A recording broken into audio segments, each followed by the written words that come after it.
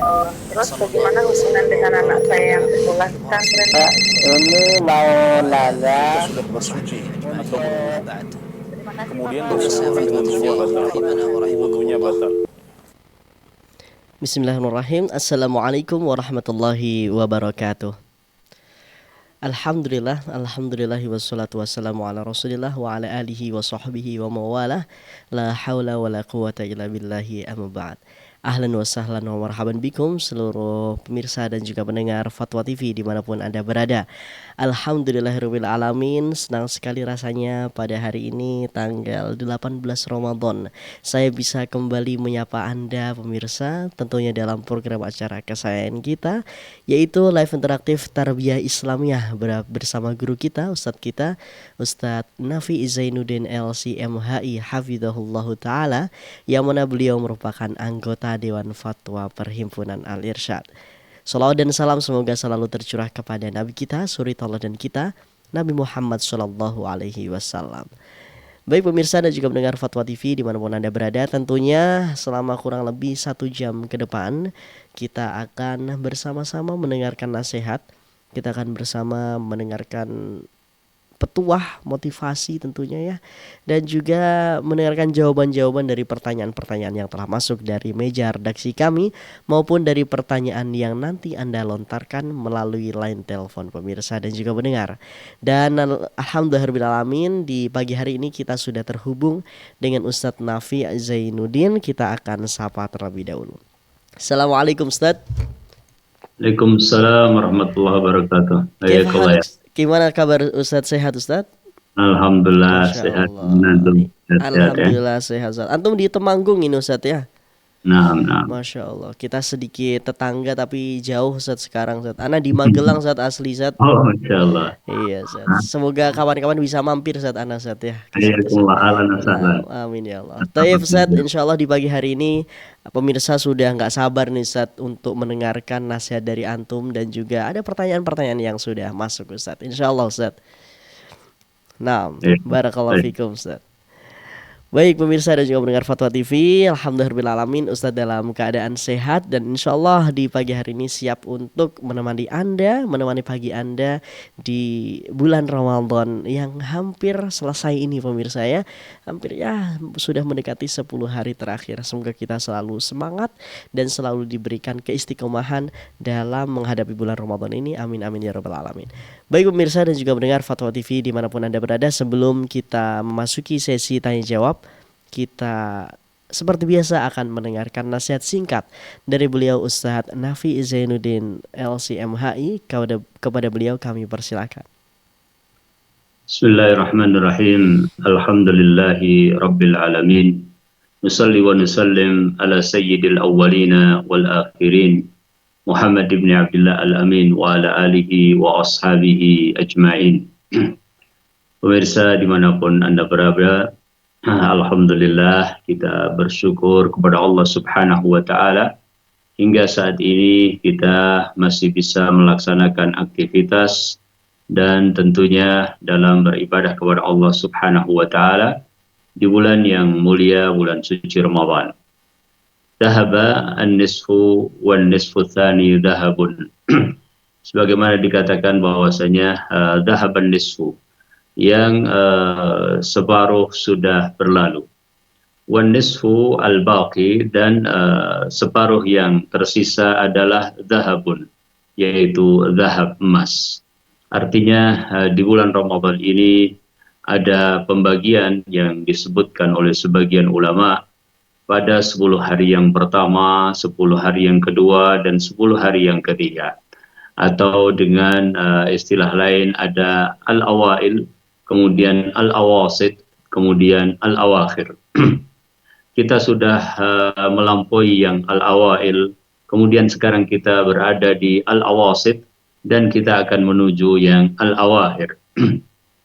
Separuh yang kedua ini adalah masa-masa atau waktu-waktu yang lebih utama dan kesempatan-kesempatan untuk kita lebih menambah amal ibadah kita. Apabila ada taksir, kekurangan-kekurangan kita di 10 hari yang pertama, kemudian kita sudah masuk pada pertengahan yang di tengah, maka kita berusaha untuk meningkatkan apa yang kurang dan istiqomah untuk apa yang sudah tepat. Kita berlomba-lomba di dalam kebaikan dan kita memuja dan memuji Allah Subhanahu wa taala. Kita masih berada di arena perlombaan untuk mendapatkan banyak bonus hadiah dari Allah Subhanahu wa taala, yang tentunya adalah perkara-perkara yang terkait dengan ketakwaan, di mana kita selalu memohon kepada Allah agar Allah menetapkan iman Islam kita, memperkuat iman, ya. Allahumma habbib ilainal iman wa zayyinhu fi qulubina wa karrih ilainal kufra wal fusuq wal isyan. Kita sabar untuk ketaatan ini karena sebagaimana amalan-amalan soleh, ya, memanfaatkan malam hari, maka ada waktu awal malam, ada pertengahan malam, dan ada sepertiga malam. Maka sepertiga yang terakhir lebih baik daripada yang sebelum-sebelumnya. Maka di waktu yang lebih baik di awasid dan awakhir ini, kita ingin amalan-amalan kita lebih baik. Tidak berkurang, ya, tidak melemah, justru semakin bertambah dan semakin menguat. Semoga Allah Subhanahu wa taala karuniakan kepada kita Lailatul Qadar, dan semoga Allah Subhanahu wa taala menjadikan kita termasuk makbulin dan selesai dari bulan Ramadan ini minal makfurin. Allahumma amin. Demikianlah, semoga memberikan manfaat bagi kita semuanya. Nah, Taib Ustaz, syukron jazakallah khairan barakallahu fikum atas nasihatnya. Semoga ini bisa memotivasi kita pemirsa dan juga pendengar, ya. Karena ini kita sudah masuk di pertengahan yang sudah akan berakhir, dan kita akan memasuki 10 hari terakhir. Semoga kita bisa senantiasa kuat menjalankan ibadah Ramadan ini. Amin amin ya rabbal alamin. Syukron Ustaz, barakallahu fikum. Baik pemirsa dan juga pendengar, sesaat lagi kita akan memberikan kesempatan bagi Anda yang ingin bertanya secara langsung kepada Ustaz Nafi di pagi hari ini. Anda bisa menghubungi kami di 0821 706087 melalui line WhatsApp, atau Anda bisa menghubungi di 0331 544 6087. Sekali lagi, untuk memudahkan Anda bisa menghubungi via WhatsApp melalui telepon di 0821 706087. Anda bisa tanya apapun berkaitan dengan pendidikan Islamnya. Baik, Ustadz, kita akan beralih ke pertanyaan website terlebih dahulu sembari menunggu penelpon yang masuk. Baik, pertanyaan pertama kita akan bacakan dari Ummu Farik Eli Erfansyah. Bismillah, Assalamualaikum warahmatullahi wabarakatuh. Afwan Ustadz, ana seorang pendidik di sekolah negeri Ustadz. Kebetulan ana memegang mata pelajaran pendidikan agama. Di sekolah ana, guru pendidikan agama bukan ana sendiri, masih ada 4 guru yang lain. Ana berusaha mengajarkan dengan siswa pelajaran agama yang sesuai dengan sunnah atau yang ana pahami, yang terkadang berbeda dengan guru yang lain. Terkadang ana bingung pada saat mengadakan kegiatan, misalnya peringatan hari besar. Ana harus hadir dan ikut serta, ataukah ana menghindari dan tidak hadir dalam kegiatan tersebut? Syukron Ustadz, mohon nasihatnya, barakallahu fikum. Fikum barakallah.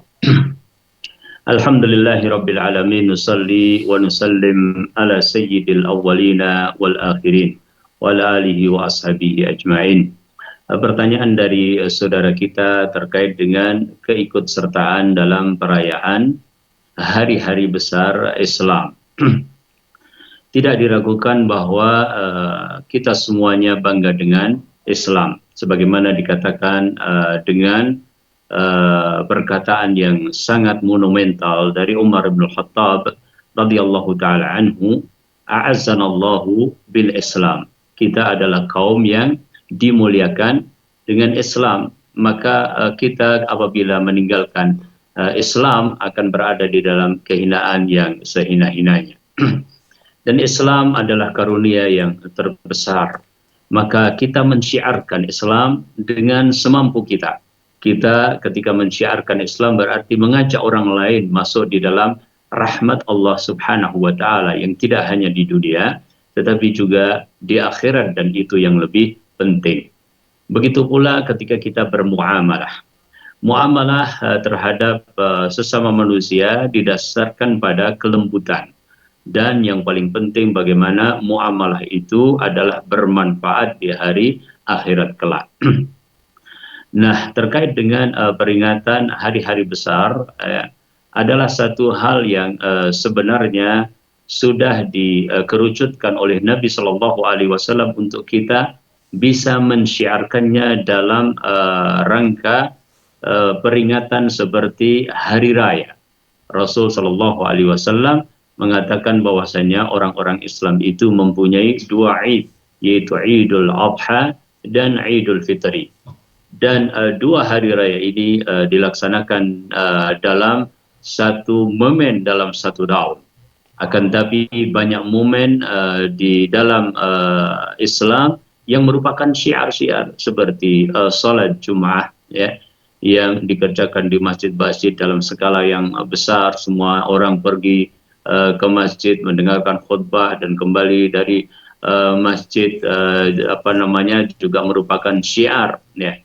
Hakikatnya Allah Subhanahu wa taala ya menjadikan orang yang mensyiarkan agamanya adalah mengambil bagian dari ketakwaan. Wa may yu'azzim sya'airallahi fa innaha min taqwa al-qulub. Dan barang siapa yang mengagungkan syiar-syiar Allah, maka sesungguhnya itu adalah dari ketakwaan hatinya. Adapun terkait dengan selain dari dua hari raya, maka kita kembali kepada Nabi Sallallahu Alaihi Wasallam. Bagaimana Nabi Sallallahu Alaihi Wasallam menjadikan momen-momen tersebut, apakah dalam bentuk perayaan seperti perayaan hari raya Idul Adha atau Idul Fitri, ya, atau tidak. Apabila tidak, maka kita kembali kepada Nabi Shallallahu Alaihi Wasallam itu pada asalnya. Karena apa? Karena ibadah itu adalah tauqifiyah, yakni kita mengambil dari Allah dan kita mengambil dari Rasulnya Shallallahu Alaihi Wasallam. Oleh karenanya Rasul Shallallahu Alaihi Wasallam kita dapatkan memberikan contoh kepada kita hanya pada acara-acara atau momen-momen tertentu. Siapa yang tidak ragu bahwasanya Nabi Shallallahu Alaihi Wasallam mengalami banyak sekali peristiwa-peristiwa yang besar, ya, termasuk misalnya perang Badar, ya, perang yang Allah Subhanahu Wa Taala jadikan sebagai hal yang sangat monumental. Kenapa? Karena disitulah Allah Subhanahu Wa Taala menunjukkan bahwasanya tauhid itu adalah yang benar dan Rasul Shallallahu Alaihi Wasallam adalah Nabi yang benar. Setelah sekian lama Nabi Shallallahu Alaihi Wasallam mengalami kezaliman dari orang-orang kafir. Kemudian juga contoh peristiwa besar lainnya adalah hal yang apabila kita ingin jadikan sebagai sebuah momen adalah Fathu Makkah misalnya. Pembukaan kota Makkah, di mana Allah Subhanahu Wa Taala menjadikan hari tersebut adalah hari yang benar-benar sangat bersejarah. Kenapa? Karena Nabi Shallallahu Alaihi Wasallam ya datang ke Makkah dalam keadaan izzah yang benar-benar izzah, ya, sebuah fatah dari Allah Subhanahu Wa Taala. Nah, itu pada dasarnya. Adapun ketika kemudian itu kita tarik pada muamalah terhadap saudara-saudara kita yang masih berbeda pendapat, maka cara yang terbaik adalah yang pertama kembali kepada Al-Quran dan Sunnah dengan cara mendiskusikannya baik-baik. Ya. Kita harus membudayakan kebiasaan ini di antara kita, ya, karena kita adalah ummah Iqra dikatakan demikian, yaitu umat yang membaca. Maka marilah kita baca bagaimana literasi Islam tentang masalah-masalah ini. Kalau kita mengatakan bahwa diskusi adalah cara yang terbaik di dalam pembelajaran terhadap anak-anak yang sudah remaja, ya, maka tentu guru-gurunya juga harus memberikan contoh bagaimana mereka berdiskusi dengan baik. Namun sebuah diskusi biasanya mengalami proses, tidak kemudian sampai pada satu kesimpulan yang langsung atau natijah hasil yang kemudian langsung sama. Mungkin ada perbedaan-perbedaan pendapat. Pada saat perbedaan-perbedaan pendapat itu terjadi, maka semua pihak masih dalam keadaan harus fair menghormati apabila masih berdasarkan dalil, masih berdasarkan penjelasan ulama. Ya, maka itulah yang perlu dilakukan.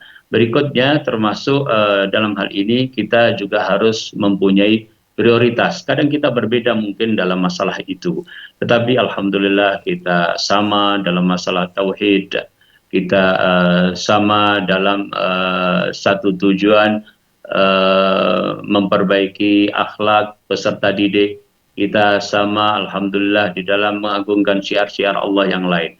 Maka carilah kesamaan itu dan berusaha untuk menghindar dari apa yang tidak disyariatkan semampu mungkin dan sebisa mungkin selama tidak menimbulkan efek-efek negatif yang lebih besar yang menghalangi dakwah kita atau yang lebih penting dalam konteks yang sedang kita hadapi.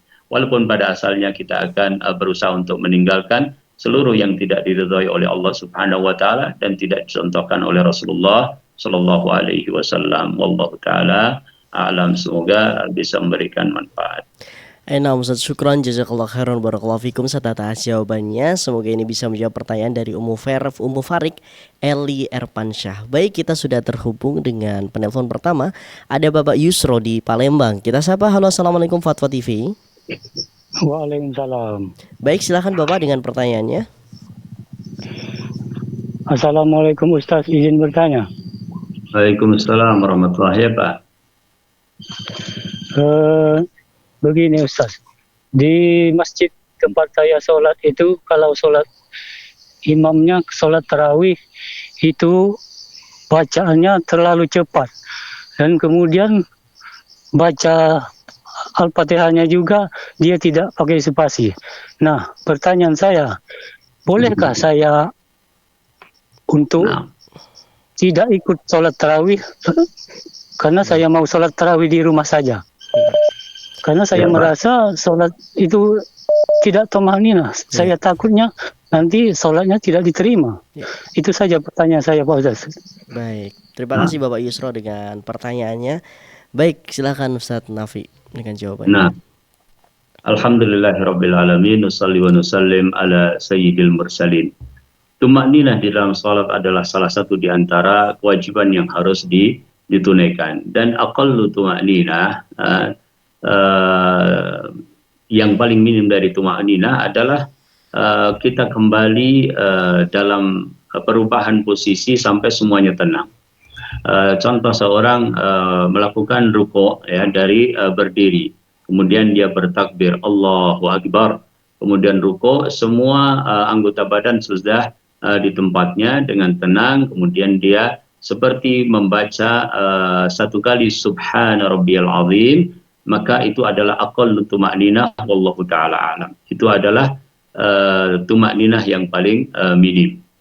Adapun terkait dengan salat tarawih, maka secara hukum tentu salat tarawih adalah sunnah, akan tetapi mempunyai fadilah yang sangat besar, di mana di dalam hadis Nabi sallallahu alaihi wasallam disebutkan, man qama ramadhana imanan wa ihtisaban ghufira lahu ma taqaddama min dambihi. Orang siapa yang melakukan qiyam, yakni salat tarawih, salat malam di bulan Ramadan, ya, dengan iman ya bahwa itu adalah dari Allah, wa ihtisaban, mengharapkan pahala dari Allah, maka akan diampuni dosanya. Maka kita tidak akan meninggalkan sebisa mungkin, baik dilakukan di masjid atau dilakukan di rumah. Karena Rasul Shallallahu Alaihi Wasallam pernah melakukan di masjid dan pernah melakukan di rumah. Tetapi ada fadilah yang lebih besar ketika itu kita laksanakan di masjid. Nah, karena Nabi Shallallahu Alaihi Wasallam menjelaskan nilai sholat malam atau sholat tarawih seperti qiyam al-lail seluruhnya adalah tatkala dia mengerjakan bersama imam hatta yansarifa al-imam, ya, sampai selesai bersama imam. Maka lebih baik kita lakukan dengan jamaah di masjid. Adapun bacaan imam yang Al-Fatihahnya tidak pakai spasi ya, istilahnya tidak pakai spasi. Memang Nabi Shallallahu Alaihi Wasallam dikatakan di dalam membaca Al-Fatihah yakni satu ayat demikian. Dan qiraah secara umum dibagi oleh para ulama menjadi qiraah tartil ya. Kemudian ada qiraah yang cepat itu hadar, akan tapi qiraah yang cepat pun tidak merusak makna. Yang paling penting adalah tidak merusak makna ya. Ketika kemudian masih terdengar dengan baik, pelafatan dengan baik, kemudian tidak merusak makna, maka tentu itu masih merupakan qiraah yang sah. Wallahu taala alam.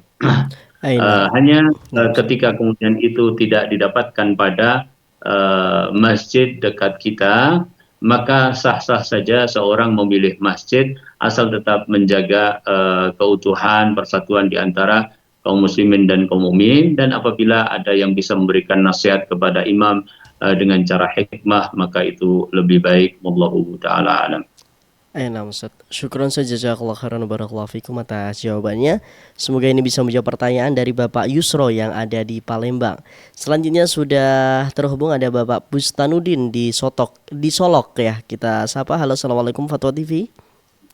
Waalaikumsalam warahmatullahi wabarakatuh.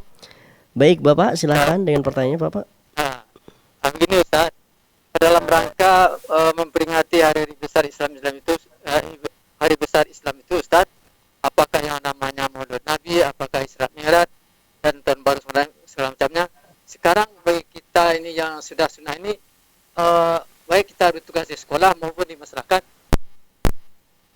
ini Ustaz, bukan lagi memperingati hari besar Islam, tapi dengan judul tabligh akbar. Baik, Bapak mohon maaf Bapak Bustanudin. Maaf Bapak. Ya. Boleh bisa diulang sebentar Pak? Tadi pertanyaannya sampai di kita merayakan hari-hari besar Islam. Lalu bagaimana? Lalu temanya diubah Ustaz. Bukan lagi memperingati hari Maulid Nabi atau Isra Mi'raj atau tahun baru, tapi temanya diubah dengan acara tabligh akbar. Jadi tidak membawa nama Isra Mi'raj, tidak membawa Maulid Nabi, kita judulnya tabligh akbar dalam rangka meningkatkan iman dan takwa anak didik atau masyarakat yang ada di sekitar masjid-masjid. Baik. Kemudian selanjutnya Ustaz, masalah pengurus masjid Ustaz. Pengurus masjid itu kadang-kadang terlupakan oleh masyarakat honornya Ustaz. Apakah boleh dia mengambil uang infak masjid itu untuk honor dia sendiri, atau dari mana honornya Ustaz?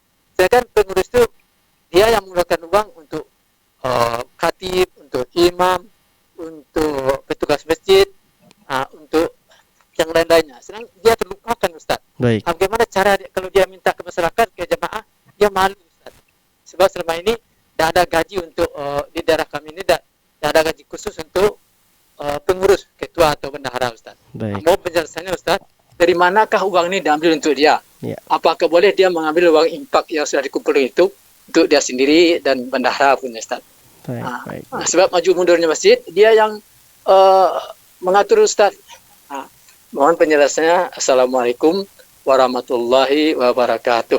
Waalaikumsalam warahmatullahi wabarakatuh. Baik, Ustadz, ini berarti ada dua pertanyaan Ustadz. Yang pertama, untuk memperingati hari-hari Islam yang besar, Isra Mi'raj, Maulid Nabi segala macam, cuman nggak pakai nama itu Ustadz. Jadi tadi disebutkan tabligh akbar meningkatkan iman dan takwa. Itu boleh atau enggak? Mungkin itu dulu Ustadz. Ya. Alhamdulillahirrabbilalamin. Nusalli wa nusallim ala sayyidil awwalina wal akhirin. Apabila kita sudah meyakini bahwa kita harus meninggalkan model-model peringatan atau perayaan yang tidak dilakukan oleh Nabi Shallallahu Alaihi Wasallam, maka memang sikapnya adalah bagaimana kita mengantisipasinya atau bagaimana kita menyikapi di hari-hari tersebut. Maka pada intinya adalah kita sampai kepada tujuan, ya.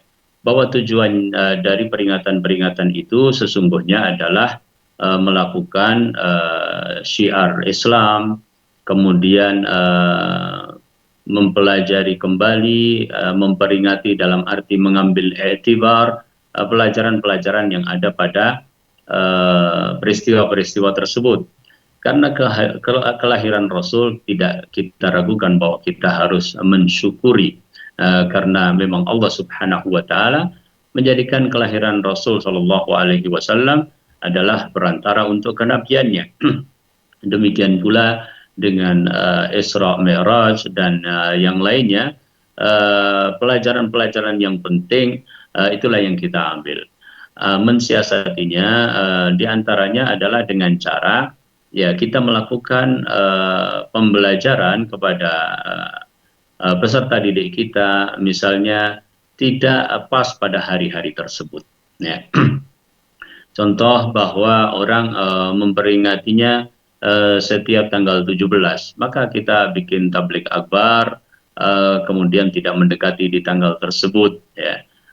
Tetapi kita justru misalnya di hari-hari itu, misalnya menggunakan beberapa momen, katakanlah dalam sebulan kita buat 4 momen, ya, mempelajari sirah Nabi Shallallahu Alaihi Wasallam, ya, dan seterusnya. Itu wallahu taala alam yang mungkin bisa dijadikan sebagai tips agar kita lebih selamat. Ya. Baik. Dan esensinya kita dapat bahwa orang melakukan itu untuk apa? Orang melakukan itu untuk mengambil ibrah, mengambil pelajaran. Maka esensinya kita dapat. Ya. Ya. Kemudian tadi yang kedua terkait dengan nafkah atau uang sedekah ke masjid, ya. Iya, betul, Ustaz. Sahih. Betul, Ustaz. Nah, uang sedekah atau infak ke masjid biasanya adalah untuk umum jika tidak ada ketentuan-ketentuan khusus. Di sebagian masjid sudah ditulis misalnya ada infak untuk anak yatim, ada infak untuk maintenance masjid, ada infak untuk orang sakit dan seterusnya. Tapi kebanyakan masjid menggunakan kota infak atau dana-dana tersebut untuk sesuatu yang umum, yakni fisabilillah. Dan insya Allah kita kembali kepada keputusan fatwa di dalam masalah ini di Dewan Perhimpunan Al-Irsyad, bahwasanya makna fisabilillah itu terjadi khilaf di kalangan para ulama secara luas, ya, dan sangat panjang pembahasan mereka. Namun kita menguatkan bahwa apa yang terjadi di masjid, ya, memelihara masjid, mengelola kajian, ya, tadi dalam istilahnya maju mundurnya, ya, maju mundurnya masjid dalam arti yang positif ini, maka insya Allah itu termasuk fisabilillah. Oleh karenanya bisa mengambil bagian dari infak yang masuk, akan tetapi perlu adanya transparansi dan pertanggungjawaban.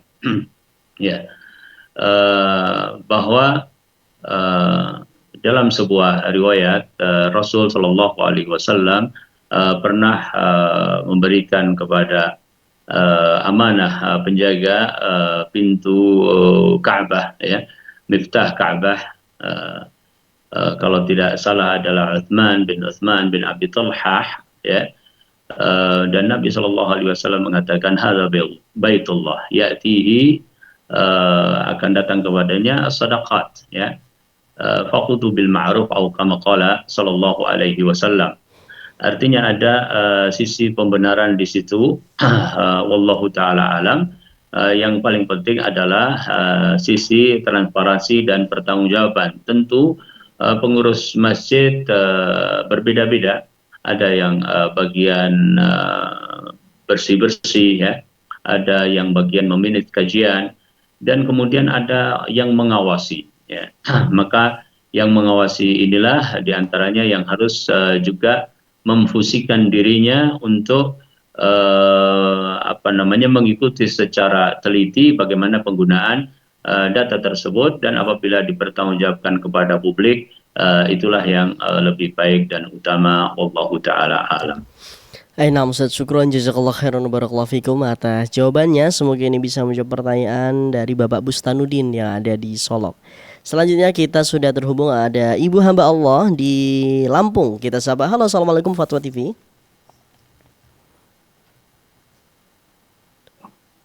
Halo, assalamualaikum Ibu.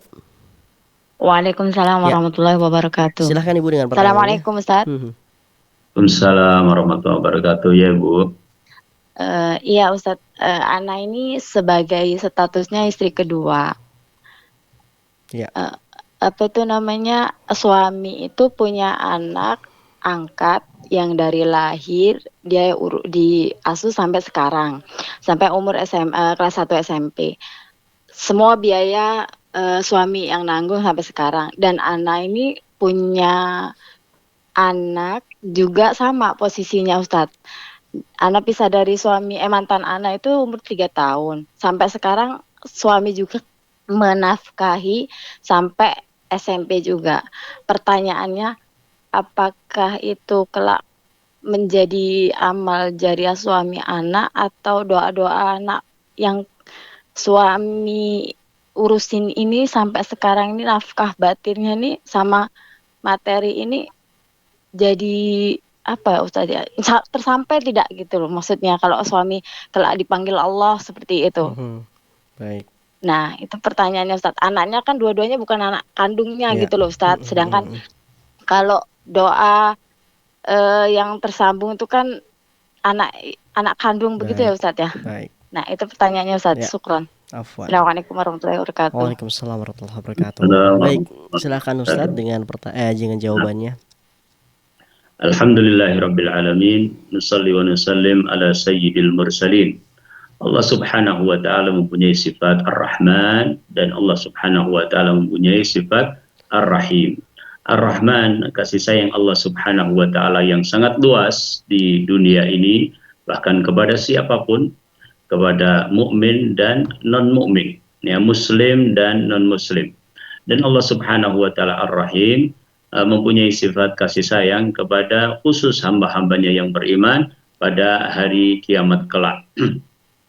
Dan Allah Subhanahu wa taala kemudian mensyariatkan untuk kaum muslimin dan kaum mukminin, ya, segala cara yang cara-cara tersebut merupakan syariat yang memudahkan manusia masuk ke dalam jannah Allah Subhanahu wa taala. Di antaranya adalah at-takaful al-ijtima'i. At-takaful al-ijtima'i yaitu saling menanggung jaminan sosial.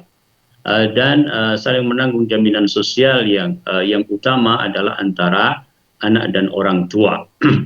Ya, sebagaimana Allah Subhanahu wa taala sebutkan di dalam ayatnya, wa qadha rabbuka ila akhiri al-ayah. Ayat ini menunjukkan betapa harus saling membantu antara anak dan orang tua. Orang tua memberikan nafkah kepada anak, dan dikala orang tua membutuhkan, anak sudah mampu, maka kewajiban anak berbakti kepada kedua orang tua. Salah satu bakti anak kepada orang tua adalah dengan doa. Ya. Namun doa ini adalah satu silahul mukmin, kata Nabi Shallallahu Alaihi Wasallam. Artinya doa itu memang merupakan satu hal yang mempunyai pengaruh besar, ya, baik doa itu antara sesama mukmin ataupun doa itu adalah lebih khusus lagi mukmin yang merupakan anak kepada orang tuanya. Ya. Dan Nabi Shallallahu Alaihi Wasallam mengatakan itu sebagai silah. Ya. Silah itu artinya senjata. Artinya ini merupakan satu yang sangat berharga. Bahkan diriwayatkan atau Imam Nawawi pernah menjelaskan bahwa dahulu di antara kaum salaf, apabila menghendaki kebaikan bagi dirinya tentang sesuatu, dia mendoakan orang untuk mendapatkan sesuatu tersebut. Karena berdasarkan keumuman hadis Nabi Shallallahu Alaihi Wasallam, apabila seorang berdoa kebaikan untuk saudaranya, maka malaikat akan mengatakan kepadanya, walaka bimithlin, bahwa engkau akan mendapatkan yang serupa. Ya. Itu antara mukmin, ya, secara umum. Apalagi ada orang yang mempunyai kedekatan keluarga, meskipun juga tidak langsung tadi, bukan anak kandung, ya, bukan apa namanya, anak langsung, ya, tapi pengaruh doa ini sangat luar biasa, ya. Eh, Anak tersebut insya Allah Taala dengan berbakti kepada orang tua dengan tulus, ya, Allah Subhanahu Wa Taala tidak akan menyia-nyiakan. Tentu ketika dia berdoa untuk kedua orang tuanya, sekarang ini konteksnya mungkin dia akan berdoa kepada putra ibu yang bawaan ibu, untuk ibu dan untuk suami yang sekarang. Sedangkan putra suami akan berdoakan untuk bapaknya dan ibu yang lain. Allah Subhanahu Wa Taala berarti memberikan kesempatan di situ ke orang tuanya, dan juga bahkan kepada orang tua yang sudah tidak menjadi suami karena sebab apapun, ya. Kalau pernah bersuamikan orang lain, ya, maka doa anak tersebut, ya, berarti menuju orang tuanya sendiri dan juga suami atau istri dari orang tuanya. Meskipun tidak sama persis, ya, tetapi tentu Allah Subhanahu Wa Taala Maha tahu akan kebaikan tersebut. Apabila kita tahu pengaruh doa, ya, apalagi orang-orang yang dibantu terhadap orang yang membantu secara tulus, demikian pula orang yang membantu. Apabila dia itu adalah orang tua yang memberikan nafkah, atau bahkan yang tidak ada hubungannya, amal baik dia insya Allah, ya, akan mempunyai pengaruh yang banyak terhadap baktinya siapapun, termasuk guru kepada peserta didik dan sebagainya. Jadi apakah sama persis kedudukannya? Wallahu taala alam, ya. Akan tapi kita jangan khawatir bahwasanya innallaha, sesungguhnya Allah Subhanahu Wa Taala tidak akan menyia-nyiakan amalan siapapun, dan semoga Allah Subhanahu Wa Taala memberkahi keluarga ibu, memberikan istiqomah kepada suami untuk menjadi suami yang baik, memberikan nafkah yang cukup lahir dan batin, dan semoga sunnah Nabi Sallallahu Alaihi Wasallam yang dihidupkan ini adalah barokah bagi kaum muslimin dan kaum muslimat. Allah Ta'ala alam. Hai, nah Ustaz. Syukron jazakallah khairan wa barakallahu fikum Ustaz atas jawabannya. Kita akan menyapa kembali. Sudah ada penelpon yang masuk dari Ummu RA di Solok. Kembali kita sapa. Halo, assalamualaikum Fatwa TV. Waalaikumsalam warahmatullahi wabarakatuh. Ya, silahkan Ibu. Izin bertanya Ustadz. Ya Bu, ya Bu. Ini Ustadz, Ibu kalau mau bertanya nih, mau nangis. Dulu Ibu kan jadi guru, sekarang udah pensiun. Terus Ibu kan dulu itu waktu ngajar, Ibu kan kalau anak-anak nakal kan Ibu sering cubit-cubit, mencubitnya, kadang mukul dengan lidi misalnya. Kan Ibu berarti zalim pada orang lain. Sedangkan sekarang Ibu udah tahu itu tuh zalim ke orang lain itu dosanya sangat besar. Terus murid Ibu tuh sekarang entah di mana-mana, Ibu nggak tahu mencarinya lagi. Bagaimana Ibu caranya minta maaf, itu yang pertama. Terus yang kedua, orang tua Ibu dulu sebelum meninggal, dia pernah mau dia sama Ibu, terus dia mau pulang. Kalau pulang dia di rumah sendirian, dia udah tua, umurnya waktu itu sudah 90 tahun kurang 1. Terus dia minta pulang terus nggak mau Ibu. Akhirnya dia minta ke cucunya mau pulang, diantar sama cucunya pulang. Terus tiba di rumah dia sakit, nggak bisa ngomong lagi. Terus Ibu minta maaf, entah gimana ya, nggak bisa Ibu minta maaf lagi karena dia nggak jawab. Misalnya walaupun Ibu minta maaf. Nah juga Ibu zalim kepada orang tua Ibu kan. Nah gimana solusinya itu Ustadz? Terima kasih Ustadz, mohon pencerahannya Ustadz. Ya. Terima kasih Ibu Ummu RA di Solok. Baik Ustadz, yang pertama mungkin bagaimana cara meminta maaf ya untuk anak didiknya yang ketika jadi guru dicubit, dipukul segala macam Ustaz. Syukron jazakallahu khairan. Silakan Ustaz. Alhamdulillahirabbil alamin.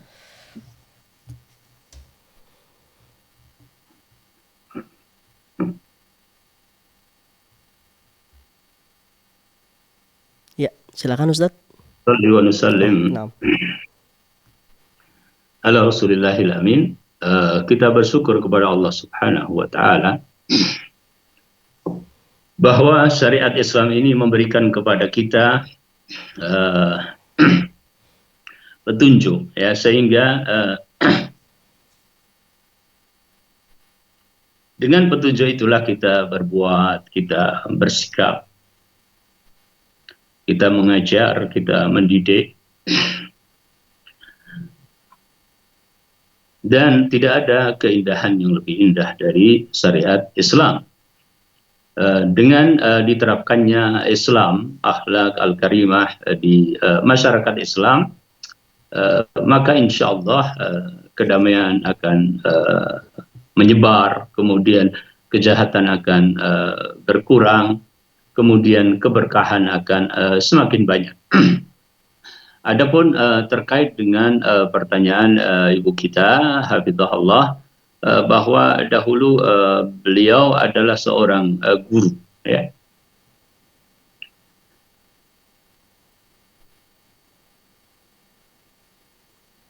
Dan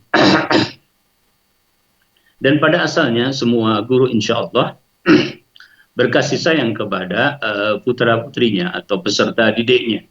Artinya dia ingin bahwa anak didiknya faham, ingin agar anak didiknya mengerti apa yang disampaikan, agar anak didiknya tidak nakal dalam tanda kutip, ya, dan seterusnya. Dan karena ketulusannya itulah terkadang kemudian dia terbawa oleh sikap-sikap yang seringkali mungkin memang dalam kontrolnya, bahwa itu dianggap sebagai cara untuk mendidik yang benar dengan mencubit dan sebagainya. Dan kadang-kadang kemudian sebagian guru melakukan sesuatu di luar kontrolnya. Dan ini menjadi perhatian kita baik di dunia sekolah umum ataupun di pesantren, bahwasanya memang dunia tarbiyah juga bukan merupakan dunia yang mudah, akan tetapi membutuhkan hikmah, membutuhkan kesabaran yang luar biasa, dan seharusnya masyarakat juga mendukung di dalam hal ini. Baik dari sekolah, orang tua, kemudian guru itu sendiri berkolaborasi sehingga didapatkan cara mendidik dan kepengasuhan yang baik. Adapun terkait dengan pertanyaan seputar bahwa seandainya itu adalah sebuah kezaliman, yang pertama itu dilakukan saat itu ya tidak mengerti tentang hukum-hukumnya. Semoga Allah Subhanahu wa taala memberikan kemudahan untuk Allah mengampuni kita, apalagi niatnya waktu itu adalah untuk mendidik dan mengajarkan yang benar. Yang kedua, kaidah umum di dalam masalah kezaliman ini, apabila kita kesulitan untuk istihlal, meminta kehalalan dari orang-orang yang kita zalimi misalnya, seandainya itu terjadi, maka caranya adalah dengan dua hal. Yang pertama adalah dengan memperbanyak istighfar kepada Allah Subhanahu wa taala, ya, meminta ampunan kepada Allah Subhanahu wa taala.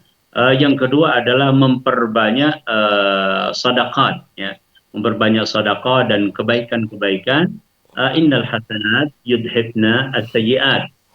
Bahwasanya kebaikan-kebaikan itu akan menghapuskan keburukan-keburukan, ya. Itu minimal adalah dua hal, ya, terkait dengan sebuah kezaliman seperti kadang ghibah, ya. Para ulama ketika ditanya masalah ghibah ini, maka mereka menjelaskan seandainya apabila kita meminta istihlal langsung, meminta kehalalan langsung, kemudian justru akan bermudarat, ya, justru akan membahayakan, maka mencukupkan dengan istighfar kepada Allah Subhanahu wa taala dan memperbanyak kebaikan, ya. Terkadang kita juga membuat sedekah yang kemudian mendatangkan banyak kebaikan. Nah, dua hal ini bisa kita lakukan sama saja, apakah terhadap peserta didik kita atau terhadap ibu kita tadi. Apabila kita merasa pernah berbuat zalim, maka banyak-banyaklah doa untuk kedua orang tua kita, dan Allah Subhanahu wa taala Ghafurun Rahimun, dan Allah Subhanahu wa taala selama masih memberikan kepada kita kesempatan untuk hidup, itu artinya Allah Subhanahu wa taala berikan kesempatan kepada kita untuk bertaubat, dan Allah Subhanahu wa taala mencintai orang-orang yang bertaubat. Allah taala alam. Naam Ustaz.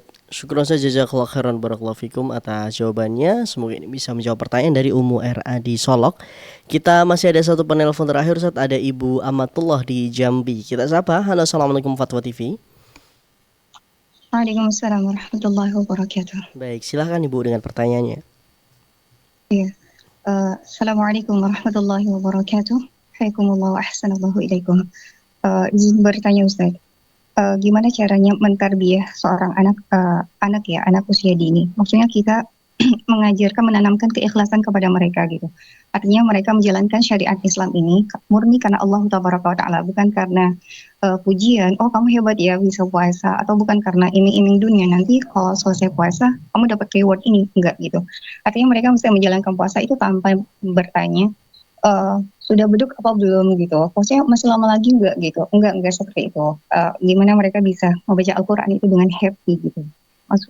Ya, jazakallahu khairan, jazakumullahu khairan, wa barakallahu fiikum. Nah, baik, barakallah. Baik, silakan Ustaz bisa menjawab pertanyaannya. Nah, alhamdulillahi rabbil alamin, wassalatu wassalamu ala sayyidil awwalina wal akhirin wa ala alihi wa ashabihi ajma'in. Wallahu ta'ala alam.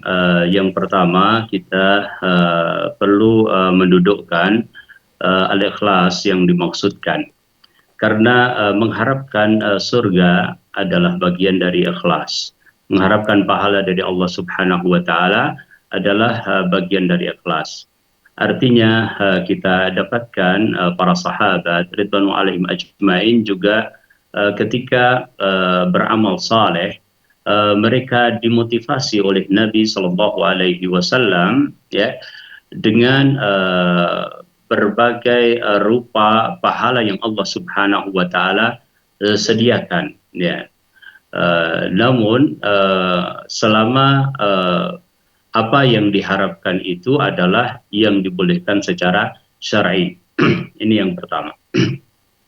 Kemudian yang kedua adalah bahwasanya anak usia dini ya, membutuhkan beberapa cara di dalam mentarbiyah mereka.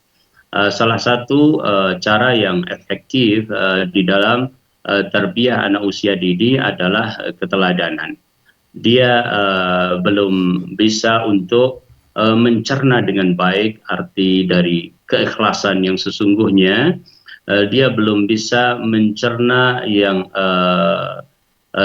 detail tentang mana yang masuk di dalam riya ya, dan mana yang masuk di dalam keikhlasan. Oleh karena dia lebih efektif bukan berdiskusi untuk anak usia dini ya, bukan kemudian menceritakan dengan detail, akan tetapi memberikan keteladanan saja. Ketika kita banyak berbuat baik, maka kita semakin tidak akan memperhitungkan perbuatan baik itu sebagai sesuatu yang harus selalu mendapatkan imbalan, karena dia sudah biasa berbuat baik. Contoh bahwasanya orang sudah rajin melakukan sholat, maka dia tidak akan kemudian menyebut-nyebut kepada orang tuanya tentang prestasi sholat tersebut, karena dia sudah terbiasa dengan sholat.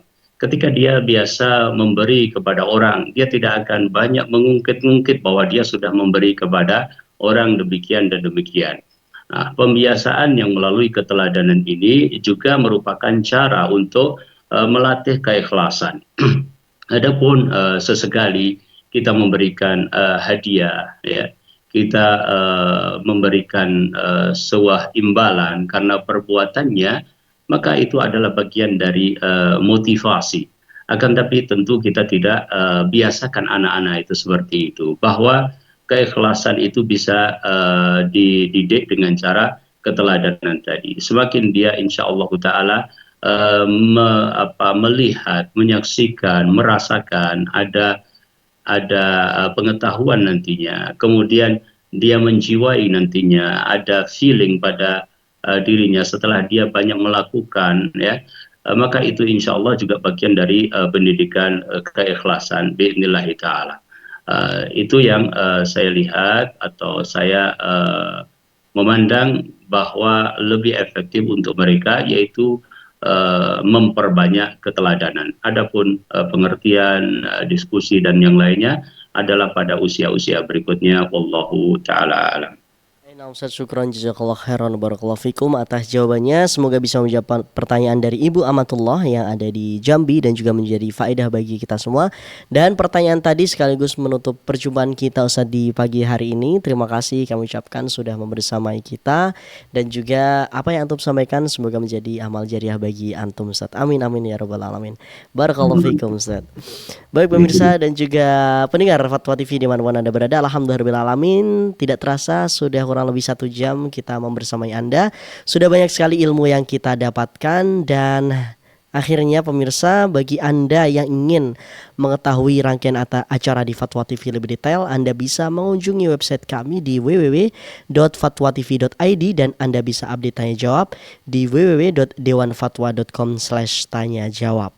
Dan juga kemudian kami mengingatkan bahwasannya nanti sore akan ada live interaktif keimanan, doa dan zikir bersama Ustadz Dr. Muhammad Nuri Hasan MA Hafizahullah Ta'ala nanti sore pukul 4 insyaallah Ta'ala.